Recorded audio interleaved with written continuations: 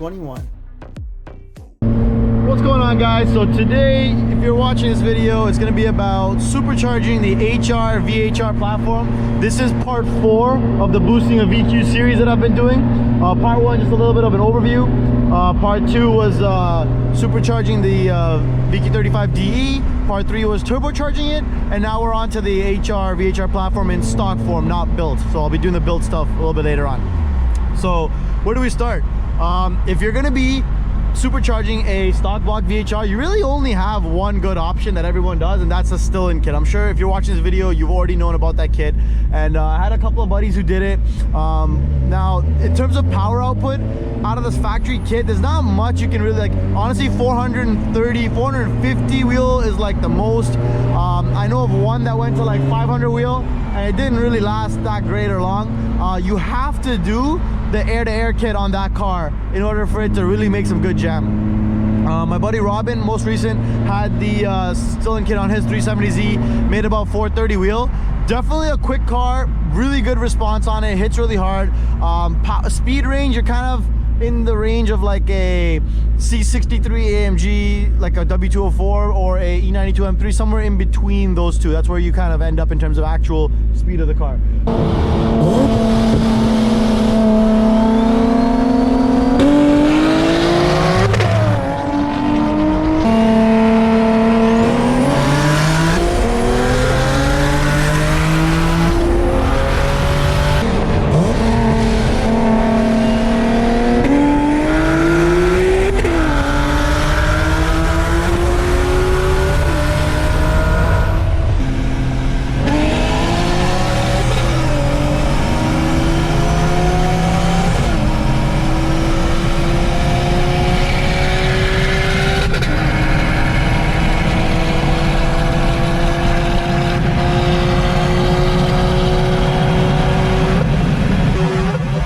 I've said this before, guys, and I'll say it again. The superchargers are literally just a gateway drug to turboing a car.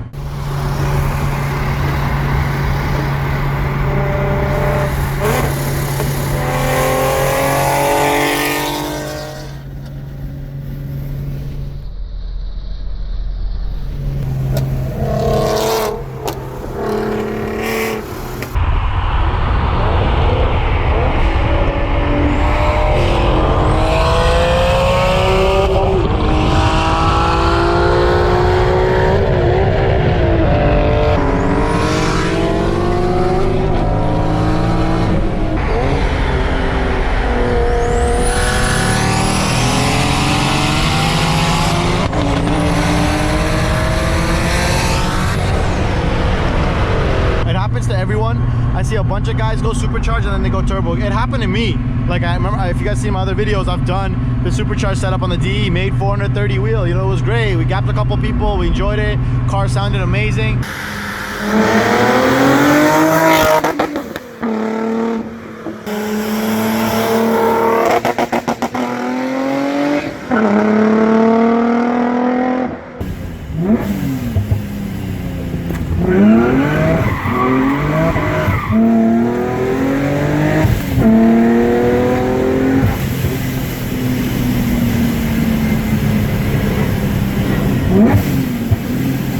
But inevitably, I just ended up going turbo. You know, it's easier to make more power. The power is more stable. No belt issues. Like a lot of guys with supercharged setups, you'll be hearing about belt snapping and belt slipping and shit like that, right? You don't really have that with turbo setup. So that's another reason why I'd go. If you're looking for just like a simple stock block setup, I would still go turbo and just keep the boost low, like 550. You know, just make sure you get a good exhaust setup so it sounds great, and you should be good to go.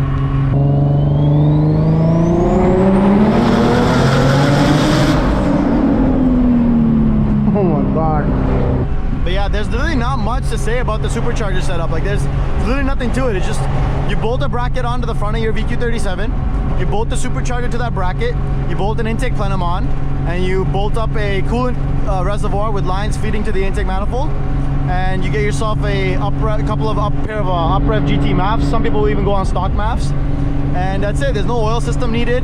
You know, there's no coolant feed lines or anything to the supercharger or anything like that. And you get tuned on up rev, and you call it a day. You make 450 wheel, you know, you do an air-to-air kit, you make some more, and you have a fun little, quick little car. But if you really want to have some fun,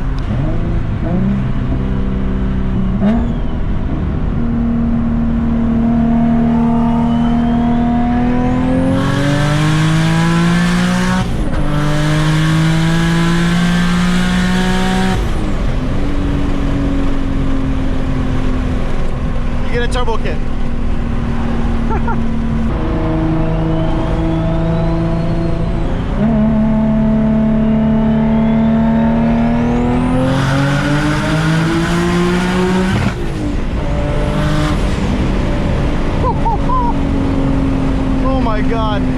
If you really want a fast setup, I really recommend you go for an actual turbo setup, and that's going to be your best bet for actual performance. Now, in terms of installation simplicity, the Stillen kit is pretty easy to install. Compared to the Vortec kit on the G35, you end up having a, there's no intercooler setup on the Stillen kit. It's all just like water cooled. You got a little reservoir that has coolant in it, and that flows through the Stillen plenum, and that's how the actual kit is cooled. So it is pretty easy to install. You know, you just slap a bracket on the front of the car, and they all come with Vortec V3 blowers, which need no oil system. They're self-contained, so you just have to pour oil right into the blower and then drain it every once in a while when you do your changes and stuff. So it is actually pretty good self-contained system, really easy to install. You don't have to do much work to maintain it. A lot of people upgrade to the air-to-air kit and make a lot more power. Like, you could easily hit 500 wheel plus on a Stillen kit. But the thing with that kind of power band is, like, your peak horsepower is all the way at the top of your red line, and you don't really have access to a ton of torque or a ton of power in the mid-range or upper mid-range. So that's the biggest kind of issue. Yeah, you made the power, but is the car really fast? To be honest with you, not really. It's much more recommended to just get a single turbo setup. So I feel bad for, you know, if I'm discouraging you guys, but you are gonna have less issues in the long run with a turbo setup than you would with a supercharged setup.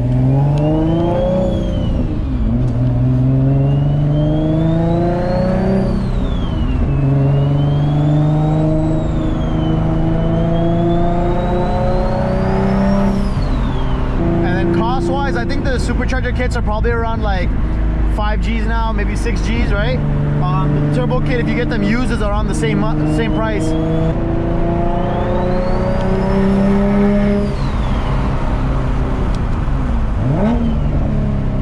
yeah, the turbo kits are definitely more expensive, guys, but you make a lot more power and a lot easier. Like, you can easily hit, you know, 600 wheel just off of a basic like pump and injector setup on a VHR car with a turbo kit, compared to the supercharger car, where you're going to need better fueling, and you really are going to struggle to hit the upwards of 500, 600 wheel. Especially, you're not going to even hit it guaranteed with a stock Stillen kit, that's for sure.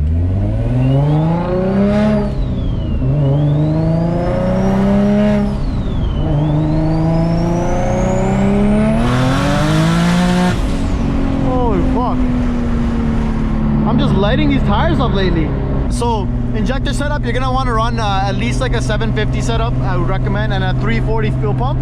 And here, I'll throw some clips in of my buddy Robin's car when he was supercharged. And just to give you guys an idea, he was supercharged, he enjoyed it for a while, and then he ended up selling that kit and going with a boosted performance single turbo kit. So that just tells you, you know, like, what's actually possible with each kit. His buddy Charles, our other friend, he ended up staying with that setup and actually went air-to-air. So he's now on an air-to-air 500 wheel setup on a G37 IPL.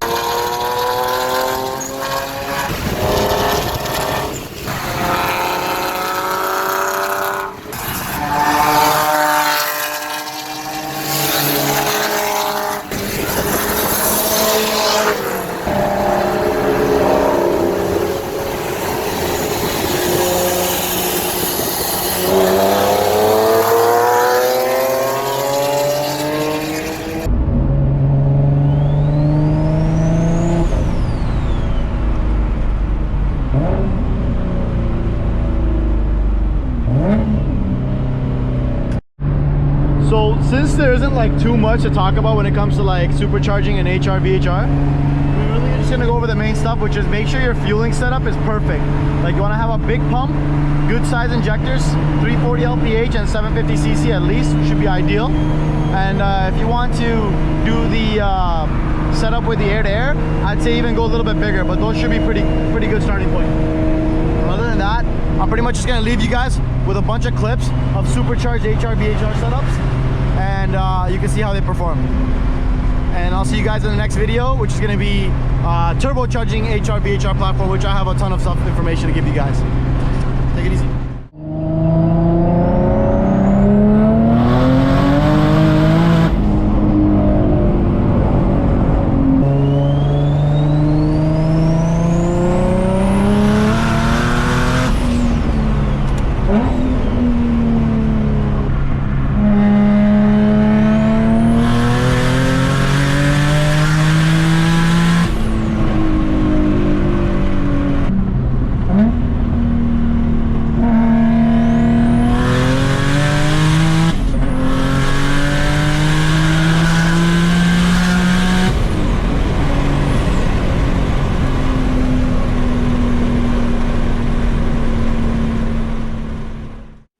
Thank you guys so much for watching. Make sure to check out my other videos of the G and AMG. I also drop videos of all kinds of other epic builds that you do not want to miss. Don't forget to hit that subscribe button and hit that bell with the notification so you know exactly when I drop a video. See you next time.